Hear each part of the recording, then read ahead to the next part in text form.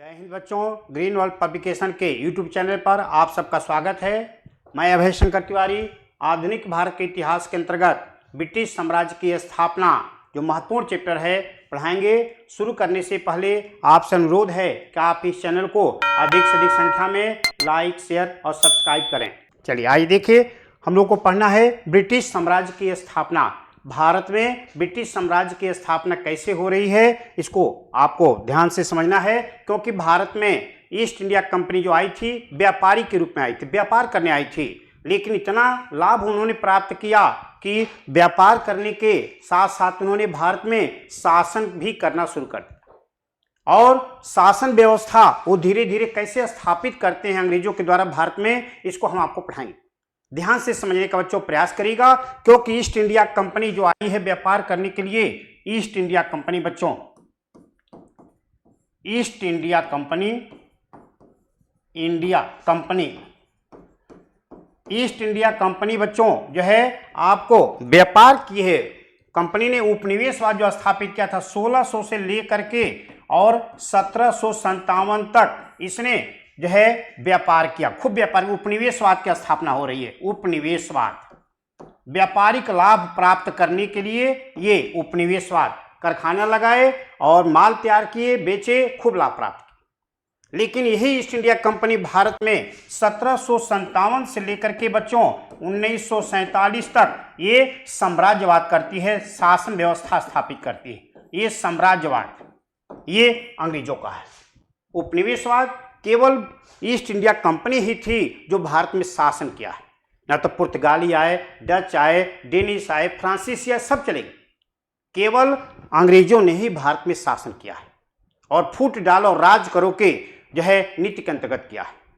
भारत की एकता को खंडित करके इन्होंने शासन किया। साम्राज्यवाद ये आर्थिक लाभ के लिए होता है बच्चों, आर्थिक लाभ के लिए। इससे आर्थिक लाभ होता है, आर्थिक लाभ, आर्थिक लाभ के लिए होता है बच्चों, ये ध्यान रखिएगा। आर्थिक लाभ के लिए, आर्थिक लाभ, आर्थिक लाभ। और ये क्या है, ये बच्चों आप देखेंगे ये राजनीतिक लाभ के लिए होता है, राजनीतिक लाभ, राजनीतिक लाभ के लिए ये भारत में हो रहा है। ये आप देखेंगे बच्चों, ध्यान से समझिएगा। अंग्रेजों ने ही केवल शासन व्यवस्था में हस्तक्षेप किया। ये शासन 190 वर्षों तक अंग्रेजों ने भारत में शासन किया है। आप देख रहे हैं तो कैसे शासन व्यवस्था इनकी स्थापित हो रही है ईस्ट इंडिया कंपनी की, आप यहां पर देखेंगे। सबसे पहले अंग्रेजों की शुरू से ही जो नजर थी उस समय के तत्कालीन सबसे समृद्ध प्रांत बंगाल पर, अंग्रेजों की सबसे नजर सर्वप्रथम बंगाल पर अधिकार कर रहे हैं। कैसे कर रहे हैं ध्यान रखिएगा। सर्वप्रथम बंगाल पर अधिकार, सर्वप्रथम बंगाल पर अधिकार स्थापित करने के लिए क्या करें, सर्वप्रथम बंगाल पर जो है अधिकार, अधिकार जो है स्थापित किए थे, स्थापित किए। और ये स्थापित कैसे किए बच्चों, आपको लिखना है अंग्रेजों ने बंगाल पर अधिकार कैसे स्थापित किया, क्योंकि बंगाल पर नजर उनको सबसे पहले थी। बंगाल सबसे समृद्ध प्रांत था उस समय और अंग्रेजों की सरसरी नजर बंगाल पर थी कि बंगाल पर अधिकार करना है। और संयोग ऐसा एक ऐसा बन गया कि बंगाल में एक जो है उस समय जो तत्कालीन नवाब थे बंगाल के, वो सिराजुद्दौला थे। तत्कालीन नवाब, तत्कालीन नवाब, ये ध्यान रखिएगा बच्चों। बंगाल के तत्कालीन नवाब, बंगाल के तत्कालीन नवाब जो थे, नवाब ये कौन थे, सिराजुद्दौला, ये ध्यान रखिएगा। सिराजुद्दौला जो है आपके बंगाल के तत्कालीन नवाब थे, सिराजुद्दौला। और जो है इन्हीं के शासन काल में जो है एक अप्रिय घटना घटित हो जाती है।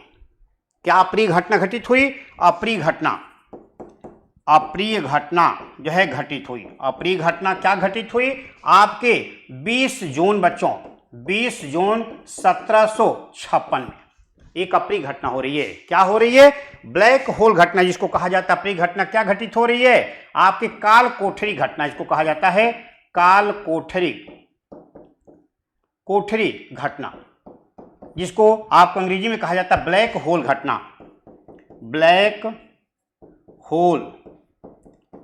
ये घटना घटित हो रही है बच्चों। इस घटना में क्या हुआ, ब्लैक होल घटना में जो है नवाब आपके सिराजदौला हैं, तत्कालीन नवाब, और ये अप्रिय घटना हो रही है। इस घटना में क्या हो रहा है कि जो है 146 अंग्रेजों को किसी कारण से कोलकाता में एक कमरे में बंद कर दिया गया, और अगले दिन उनको जो है जब कमरा खोला गया, बाहर निकालने का प्रयास किया गया, तो उसमें से मात्र 23 जिंदा थे और 123 मर गए थे।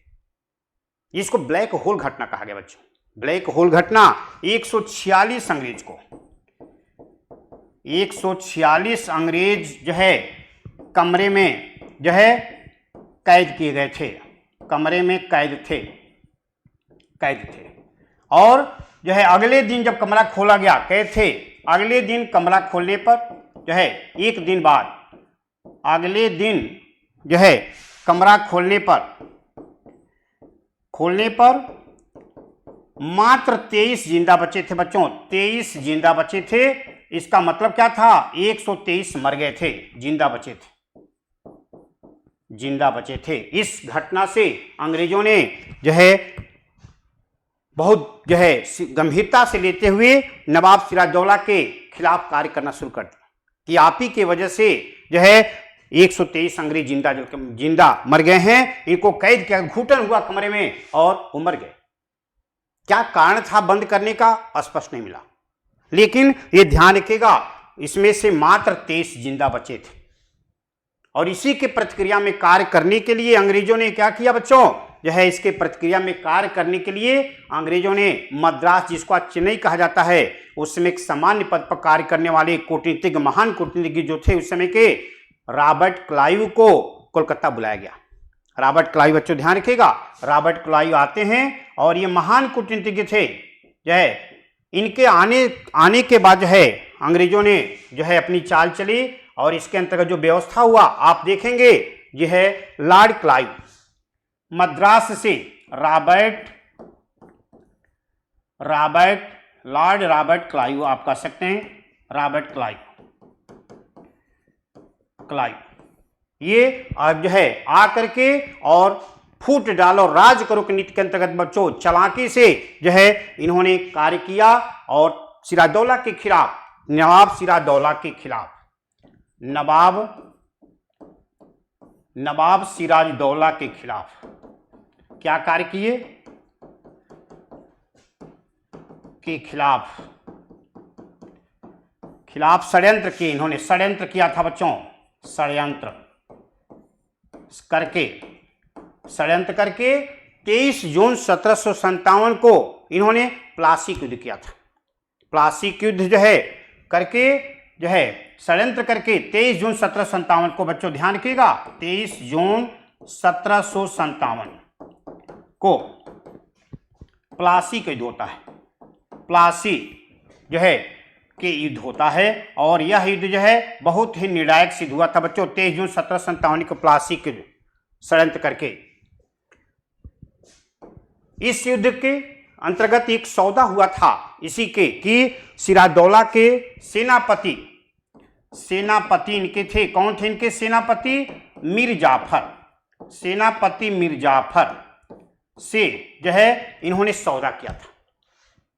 इनके बीच एक समझौता हुआ था कि आप अपने नवाब सिराजदौला की हत्या करवा दीजिए और हम आपको नवाब बनाएंगे।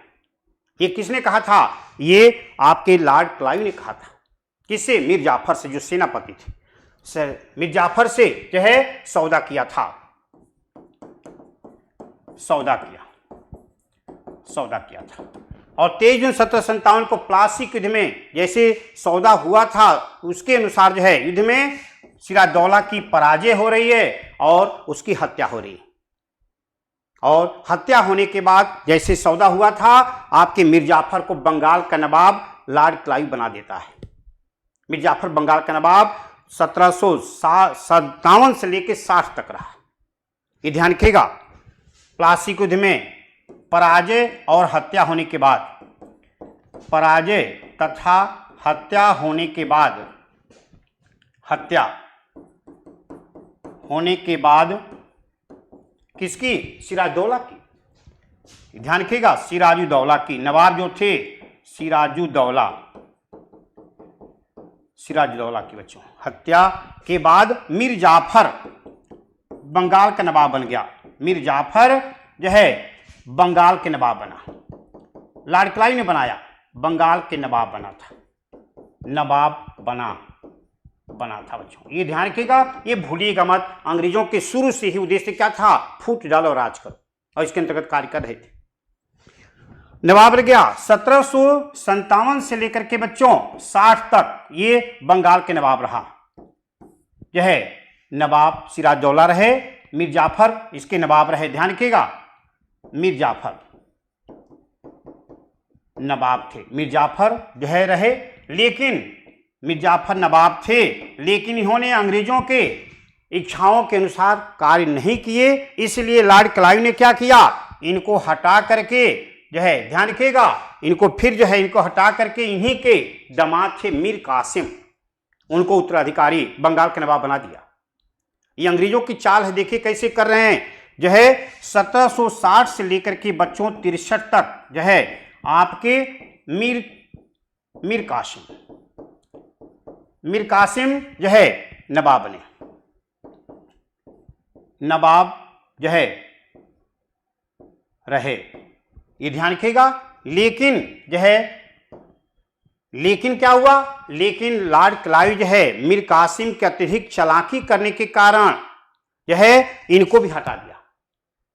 ध्यान रखिएगा, इनको हटा दिया।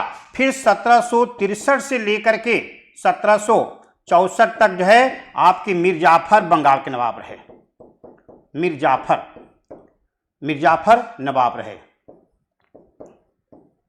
रहे। तो ये सब कौन कर रहा है? लॉर्ड क्लाइव के द्वारा ये सब हो रहा है बच्चों, लॉर्ड क्लाइव कर रहा है। और जो है ये नवाब साहब खिलौना है, जैसे जो है हटाना रखना ये काम कर रहा है। लॉर्ड क्लाइव की चालाकी थी कि जो है ये नवाब साहब के पास जो है सारे कार्य दे दिया था और अधिकार सब अपने पास रखा था, जिसको द्वैध शास्त्र व्यवस्था कहा जाता है लॉर्ड क्लाइव के बंगाल में, जिसके अंतर्गत सारे जो है कार्य इनके पास था और नो पावर, कोई अधिकार नहीं। और अंग्रेजों के लॉर्ड क्लाइव के पास ऑल पावर था, विदाउट वर्क था, कोई कार्य नहीं। जो दोहरी शासन व्यवस्था चलाया, ये ध्यान के नवाब रहे।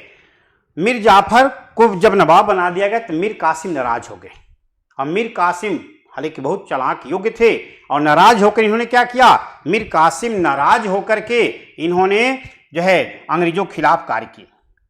और इन्होंने जो कार्य किया है आप देखेंगे, इन्होंने क्या कार्य किया? जो है मीर कासिम बच्चों, मीर कासिम ने जो है लॉर्ड क्लाइव के खिलाफ कार्य करते हुए मीर कासिम ने जो है अवध के नवाब कौन थे उस समय बच्चों? अवध के नवाब थे सुजाउद्दौला। ये ध्यान रखिएगा बच्चों, सुजाउद्दौला तथा मुगल सम्राट, उस समय जो मुगल सम्राट थे बच्चों, मुगल सम्राट शाह आलम द्वितीय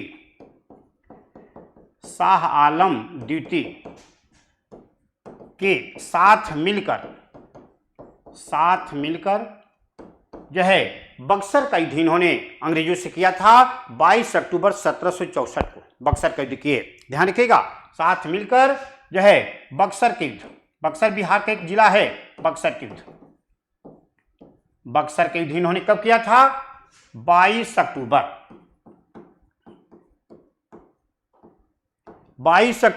1764 को युद्ध किए थे। लेकिन जो है अंग्रेज सेनापति यहां पर जो थे हेक्टर मुनरो के द्वारा इन तीनों की संयुक्त सेनाओं को, मीर कासिम, सुजाउद्दौला और शाह आलम, तीनों की संयुक्त सेनाओं की बुरी तरह से पराजय हुई। ये ध्यान रखिएगा, जो है युद्ध किए थे। लेकिन जो है अंग्रेज सेनापति कौन था बच्चों? Hector Munro. लेकिन अंग्रेज सेनापति हेक्टर मुनरो के द्वारा, ये सबसे इंपॉर्टेंट बात है बच्चों, हेक्टर मुनरो, अंग्रेज सेनापति हेक्टर मुनरो, आपसे परीक्षा में पूछा जाता है, ध्यान रखिएगा। अंग्रेज सेनापति हेक्टर मुनरो के द्वारा इन सब की पराजय हुई थी, इन सब की इन सब की पराजय हुई। ये ध्यान रखिएगा, पराजय हुई थी। ये महत्वपूर्ण बात है बच्चों, पराजय हुई थी, यानी कि बहुत ही अच्छा नेतृत्व हेक्टर मुन्नो ने किया था। मीर कासिम, शुजाउद्दौला और शाह आलम की पराजय हुई बक्सर के युद्ध में। और पराजय के बाद आपके अगस्त 1765 में बच्चों, अगस्त 1765 की इलाहाबाद की संधि, जिसको प्रयागराज कहा जाता है, इलाहाबाद की संधि हुई थी। इलाहाबाद, आज प्रयागराज कहा जाता है, प्रयागराज। इलाहाबाद की संधि के अंतर्गत जो है क्या हुआ, अंग्रेजों को बंगाल, बिहार और उड़ीसा के क्षेत्रों से राजस्व वसूलने का दीवानी अधिकार प्राप्त हो गया। तो ये बहुत महत्वपूर्ण है, ध्यान रखिएगा। अगस्त 1765 के इलाहाबाद की संधि के अंतर्गत अंग्रेजों को, ध्यान रखिएगा बच्चों, ये पूछा जाता है, अंग्रेजों को बंगाल,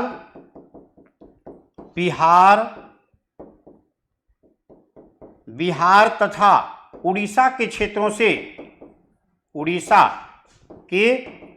से राजस्व वसूलने का दीवानी अधिकार, क्षेत्रों से जो है राजस्व वसूलने का दीवानी अधिकार प्राप्त हो गया।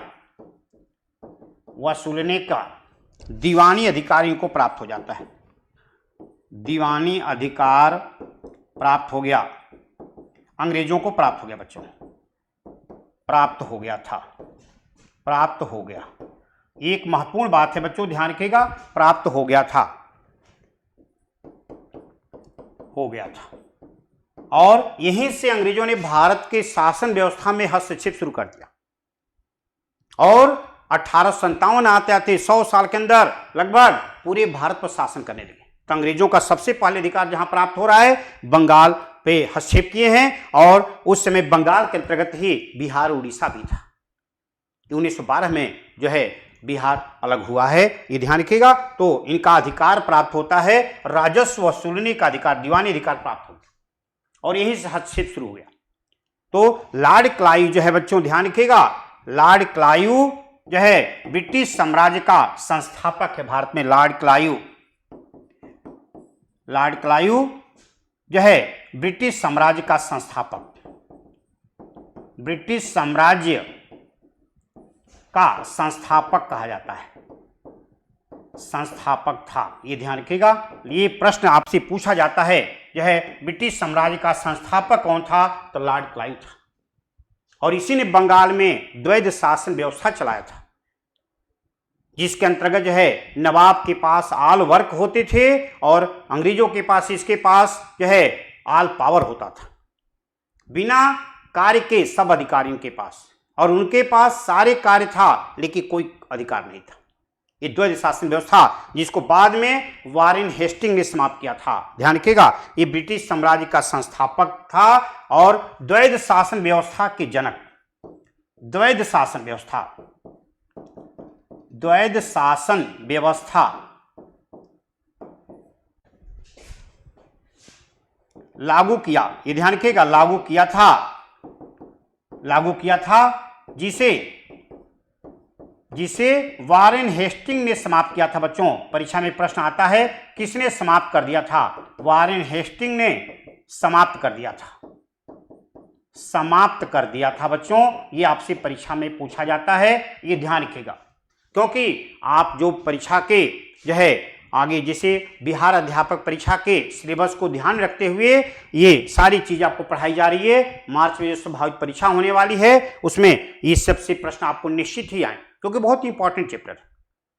तो इसलिए ध्यान रखिएगा। और इस चैनल से आप लिंक पर जा करके राजीव पुस्तक भी खरीद सकते हैं, और उसमें बहुत से प्रैक्टिस सेट जो है आपके सॉल्व कराए गए हैं, जो आपको परीक्षा के दृष्टि से बहुत ही उपयोगी भी है। तीसरे बच्चों, आप जो है ये बहुत ही जो है महत्वपूर्ण चैप्टर है, आपको इसे ध्यान से समझना है। ठीक है, आगे चला जाए। चलिए आगे देखिए, जो है हम लोग आगे चलते हैं। इसी के मैंने बताया कि कैसे अंग्रेजों का अधिकार हो रहा है और ब्रिटिश साम्राज्य की स्थापना हो गई, लॉर्ड क्लाइव संस्थापक। अब ब्रिटिश साम्राज्य के मजबूती के लिए जो है किस तरह से अंग्रेजों ने क्या क्या कार्य किया है थोड़ा सा हम लोग देखेंगे। गवर्नर जनरल ने किस तरह से क्या क्या व्यवस्था दिया है आप देखेंगे। जो है सबसे पहले यहां पर देखा जा रहा है लॉर्ड कॉर्नवालिस। लॉर्ड कॉर्नवालिस ने क्या किया था बच्चों? लॉर्ड कॉर्नवालिस जो है ने ब्रिटिश साम्राज्य को अस्थायित्व प्रदान करने के लिए, मजबूत के लिए आर्थिक दृष्टि से इसने जो है आपको अस्थायी बंदोबस्त व्यवस्था चलाया। अस्थायी बंदोबस्त, ये ध्यान रखिएगा, बंदोबस्त व्यवस्था लागू किया। व्यवस्था लागू, लॉर्ड कॉर्नवालिस ने ये व्यवस्था लागू किया था। कब किया था? 1793 ईस्वी में लागू किया, 1793 में। इसके अंतर्गत क्या होता था? लगान 10 साल के लिए फिक्स कर दिए जाते थे। रेवेन्यू राजस्व, अकाल पड़ गया, सूखा पर बाढ़ आई, फसल नष्ट हो गया, किसानों के बीज भी खेत वापस नहीं आया, लेकिन लगान वसूला जाता था क्योंकि वो फिक्स कर दिया गया था, अस्थायी कर दिया गया था और देना पड़ता था। यह है ये लॉर्ड कॉर्नवालिस का जो है ब्रिटिश साम्राज्य को आर्थिक दृष्टि से मजबूत करने का एक बहुत बड़ा प्रयास था जो सफल हुआ। ध्यान के इसके अलावा भी आप देखेंगे लॉर्ड बेलेस्ली ने क्या किया था बच्चों? लॉर्ड जो है बेलेस्ली, लॉर्ड बेलेस्ली ने जो है अस्थायित्व प्रदान के मजबूती के लिए, ब्रिटिश या ईस्ट इंडिया कंपनी की मजबूती के लिए लॉर्ड बेलेस्ली ने क्या किया? इसने सहायक संधि व्यवस्था चलाया। सहायक संधि, सहायक संधि जो है के अंतर्गत ही क्या किया बच्चों? आप देखेंगे यहां पर जो है सहायक संधि के अंतर्गत 1798 ईस्वी में, 1798 ईस्वी में इसने क्या किया? अंतर्गत अनेक राजाओं के साथ जो है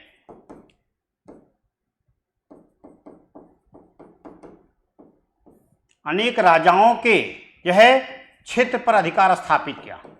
क्षेत्र पर अधिकार स्थापित किया जो है अधिकार स्थापित। कैसे अधिकार स्थापित हुआ?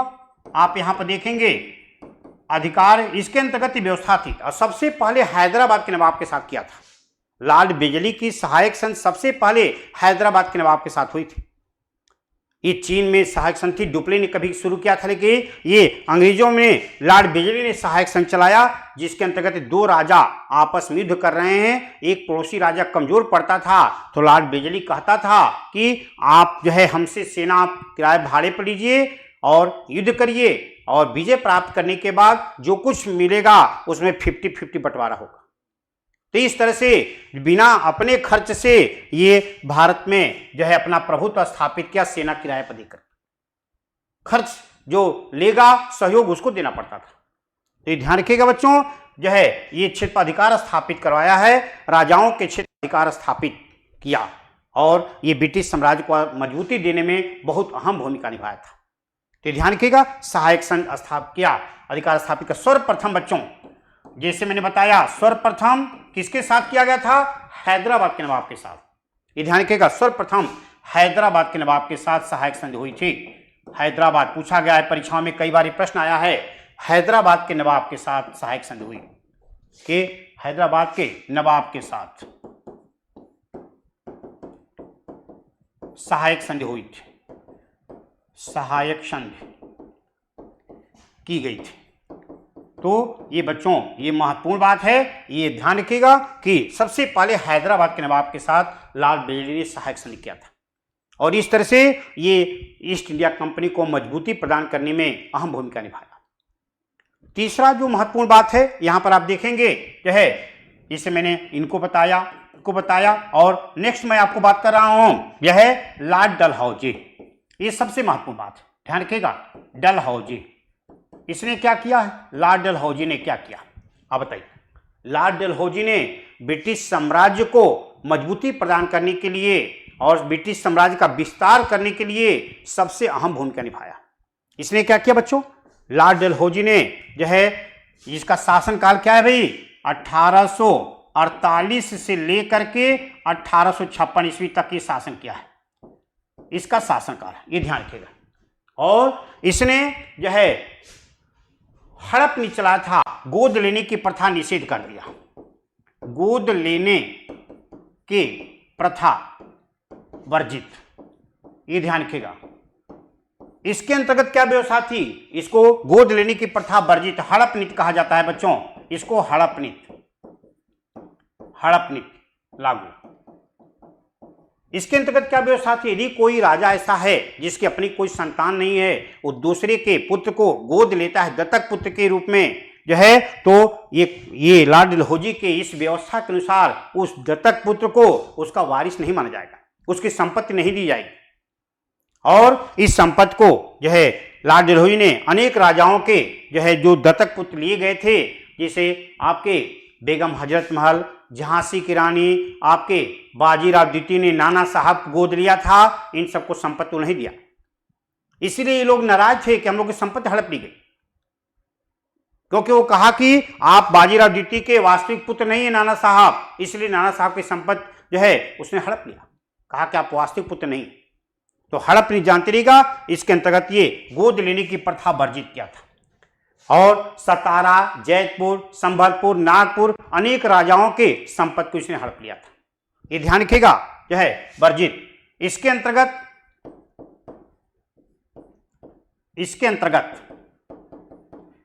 ध्यान रखिएगा बच्चों, सतारा,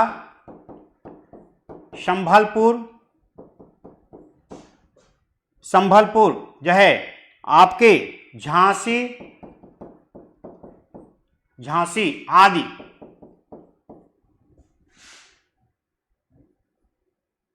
के राजाओं की संपत्ति को हड़प लिया गया था, राजाओं की संपत्ति हड़प ली गई,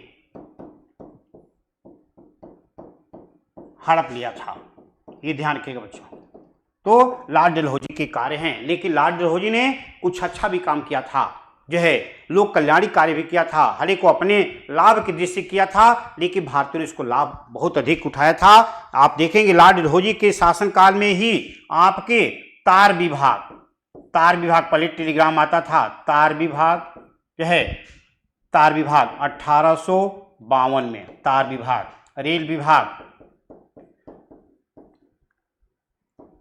रेल विभाग बच्चों जो है 1853, और डाक विभाग बच्चों, डाक विभाग 1854 की स्थापना करवाया था। ये अच्छा भी काम किया था, स्थापना करवाया, हालांकि अपने लाभ को उद्देश्य से करवाए थे, लेकिन भारतीयों ने इसका लाभ उठाया था। लॉर्ड डलहौजी की जो हड़प नीति थी जो है बहुत घातक सिद्ध हुई थी, क्योंकि तत्कालीन भारतीय राजा इसे गुस्सा गए थे, नाराज थे, और 1857 की क्रांति में इनकी नाराजगी प्रकट हुई, क्योंकि नाना साहब ने कानपुर से नेतृत्व किया, झांसी की रानी ने झांसी और ग्वालियर से नेतृत्व संभाला 1857 क्रांति में, बेगम हजरत महल ने लखनऊ से क्रांति का नेतृत्व किया था। ये अलग बात है कि क्रांति असफल हो गई, लेकिन क्रांतिकारियों ने अंग्रेजों का मुंहतोड़ जवाब देने का प्रयास किया था, पहली बार स्वतंत्र होने का प्रयास किया था। तो आपको ये देख रहे हैं कि किस तरह से भारत में ब्रिटिश साम्राज्य की स्थापना हो रही है, और ब्रिटिश साम्राज्य की स्थापना में कैसे कैसे ये लोग जो है महत्वपूर्ण योगदान दे रहे हैं। 1857 की क्रांति के लिए डलहौजी के ये कार्य हड़प नीति काफी हद तक उत्तरदायी मानी जाती है, क्योंकि नाराजगी बहुत ज्यादा बढ़ गया था। इसके अलावा जो है लॉर्ड डलहौजी ने क्या किया था बच्चों, लॉर्ड डलहौजी ने इसके अलावा भी काम किया था, ध्यान रखिएगा, जो है जिसकी वजह से तत्कालीन राजा नाराज थे। लॉर्ड डलहौजी ने एक और जो है नाराजगी का कारण था, लॉर्ड डलहौजी ने जो है अवध तथा पंजाब का विलय कर लिया था, अवध तथा पंजाब का विलय ब्रिटिश साम्राज्य में किया था, पंजाब का विलय बच्चों जो है ब्रिटिश साम्राज्य में कर लिया, ये कह करके कि यहाँ के नवाब जो है ठीक से शासन व्यवस्था नहीं चला रहे, इसलिए उसको ये जो है ब्रिटिश साम्राज्य में विलय कर लिया। पंजाब का विलय ब्रिटिश साम्राज्य में किया गया था, ब्रिटिश साम्राज्य में किया, कुशासन के आरोप में, कुशासन, यहाँ की शासन व्यवस्था ठीक से नहीं चल रही है, कुशासन के आरोप में किया था, कि यहाँ के राजा नवाब साहब ठीक से शासन व्यवस्था नहीं चला रहे हैं, इसलिए उसको हम ब्रिटिश साम्राज्य शामिल करके हम शासन व्यवस्था चलाएंगे। और अवध भी जो है आपके बहुत ही समृद्ध प्रांत था, इसलिए लोग जो है डलहौजी के लोग खिलाफ हो गए। तो डलहौजी के कार्य ब्रिटिश साम्राज्य के लिए घातक सिद्ध हुआ। कुछ कार्य ऐसे थे जो 1857 के क्रांति के लिए उत्तरदायी माने जाते हैं। 1857 के क्रांति के बीज जो है लॉर्ड डलहौजी के कार्यों में ही बो दिए गए थे। ये अलग बात है कि इसको अंकुरित होने और प्रस्फुट होने में इसमें समय लगा, और जो क्रांति जो हुई 1857 की वो लॉर्ड कैनिंग के कारण शासनकाल में हुई, क्योंकि डलहौजी को हटा दिया गया। नाराजगी इतनी बढ़ गई कि इसके जगह पर लॉर्ड कैनिंग को लाया गया। और लॉर्ड कैनिंग जो है किस समय क्रांति हुई थी, लॉर्ड कैनिंग ने जो है क्रांति में जो है रोकने का भरसक प्रयास किया था, लेकिन क्रांति के जो है पूरी तरह से वातावरण पहले से ही तैयार हो गए थे, क्योंकि पिछले 100 सालों में अंग्रेजों ने 1757 से लेकर 1857 के बीच में अंग्रेजों ने भारत की सामाजिक, धार्मिक और राजनीतिक व्यवस्था में जो जो कार्य किए थे वो सभी कार्य जो है क्रांति के लिए उत्तरदायी सिद्ध हुए। हालांकि अंग्रेज पढ़े लिखे थे, कुछ पढ़े लिखे भारतीयों के कहने से ही वो समाज में, धर्म में जो बुराइयां थी उसको रोकने के लिए वो नियम कानून बनाए, लेकिन 90% अशिक्षित भारतीयों को बहुत खराब लगा। जैसे सती प्रथा पर प्रतिबंध लगाना, राजा राम मोहन राय के कहने से 1829 ईस्वी में लॉर्ड विलियम बेंटिंक ने सती प्रथा पर प्रतिबंध लगा दिया। जो है बहुत बड़ा जो है भारत में इसका विरोध हुआ। लोग कहे कि इतने 1500 वर्षों से जो प्रथा चली आ रही है उसको बंद करके अंग्रेजों ने बहुत गलत किया। अब सती नहीं महिलाएं होती थी, नियम बन गया, तो अब जो है वो दोबारा विवाह नहीं करती थी, विधवाओं के पुनर्विवाह नहीं होते थे। लेकिन लॉर्ड कैनिंग के शासनकाल में जो है ईश्वरचंद्र विद्यासागर के कहने से विधवा पुनर्विवाह कानून भी पारित हुआ। तो ये सब ऐसे कार्य थे अंग्रेजों के जो भारतीयों के गुस्सा का कारण बनने लगा। भारतीय समझने लगे कि अंग्रेज हमारी शासन व्यवस्था में, हमारे आंतरिक मामले में अब धीरे धीरे हस्तक्षेप शुरू कर दिए। जो सामाजिक व्यवस्था थी, जो धार्मिक व्यवस्था थी, ये अब अंग्रेज जो है टांग अड़ाना शुरू कर दिए। तो भारतीयों के गुस्से का एक बहुत बड़ा ये कारण था, और ये गुस्सा जो है धीरे धीरे इकट्ठा होता गया और ये 1857 की क्रांति में महाविस्फोट कर दिया। तो इस चीज को आपको ध्यान रखिएगा बच्चों कि ब्रिटिश साम्राज्य की स्थापना में जो महत्वपूर्ण योगदान दिए हैं लॉर्ड ब्लेजली, लॉर्ड कॉर्नवालिस और लॉर्ड डलहौजी। अस्थायित्व और स्थापना तो इसके ब्रिटिश साम्राज्य की कौन किया है, तो आपके लॉर्ड क्लाइव ने किया है। ब्रिटिश साम्राज्य का संस्थापक लॉर्ड क्लाइव है निश्चित रूप से, लेकिन ये लोग महत्वपूर्ण योगदान दिए हैं, जिसके वजह से लॉर्ड डलहौजी को, ध्यान रखिएगा, लॉर्ड डलहौजी के कार्यों को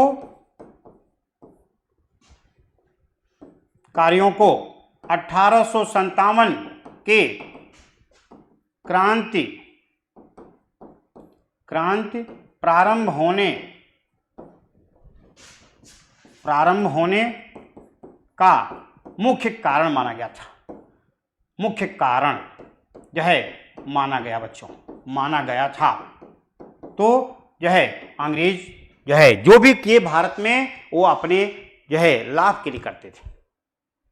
वो भारतीयों के बारे में नहीं सोचते थे, वो अपने हित के लिए करते थे, क्योंकि उनका उद्देश्य था कि जो है फूट डालो राज करो, देश की एकता भारत की खंडित रखो और अपना काम बनाओ। और इसमें सफल भी रहे, निरंतर अपना कार्य किए और सफल भी रहे। तो इसलिए आप ये चीज को देख रहे हैं कि लॉर्ड डलहौजी इसमें कितना अहम भूमिका निभा रहे हैं, और पंजाब और अवध का विलय किस तरह से करके वो ब्रिटिश साम्राज्य में कुछ शासन के आरोप में किए थे। विलय ब्रिटिश साम्राज्य में कुछ शासन के आरोप में किया था। ये बड़ी घातक सिद्ध हुआ था, क्योंकि अवध जो है उस समय जागरूक और समृद्ध प्रांतों में से था, जो इन्होंने करके एक तरह से बहुत गलत किया था। तो ब्रिटिश साम्राज्य के अस्थायित्व प्रदान कराने में इन लोगों का बहुत बड़ा योगदान है। तो इस प्रकार से ध्यान रखिएगा बच्चों, इस प्रकार से अस्थायित्व प्रदान कराने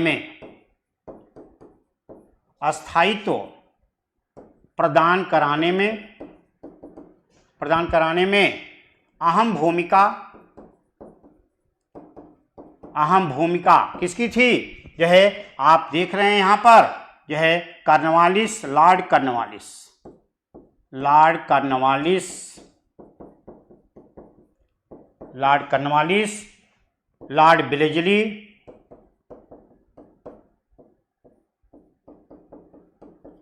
तथा जो है लॉर्ड डलहौजी।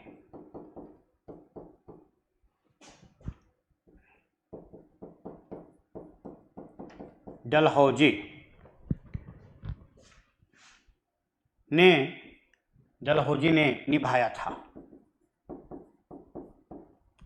बच्चों। ये ध्यान रखिएगा, ये बहुत महत्वपूर्ण बात है। किस तरह से भारत में ब्रिटिश साम्राज्य की स्थापना हो रही है। इसके संस्थापक लॉर्ड क्लाइव हैं और लॉर्ड क्लाइव के ही गीदड़ जो है किसको कहा गया, मीर जाफर को। डरपोक था, जितना नचाया जाता था उतने नाचता था, तरह से हटाना फिर बुलाना जो है, और फिर जो है उसको जो है जितना कहा गया उतना करता था, इसलिए उसको डरपोक कहा गया। क्लाइव के गीदड़ कौन, मीर जाफर। तो एक प्रश्न आता है बच्चों, ये ध्यान रखिएगा, लॉर्ड क्लाइव के गीदड़ किसको कहा गया है, तो लॉर्ड क्लाइव के गीदड़, परीक्षा में प्रश्न आया बच्चों, गीदड़ जो है आपके मीर जाफर को कहा गया है, मीर जाफर को कहा गया है।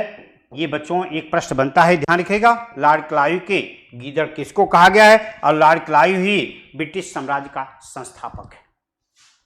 तो जो है इस चीज को आपको ध्यान रखना है और इससे आपके परीक्षा में निश्चित ही प्रश्न आते हैं।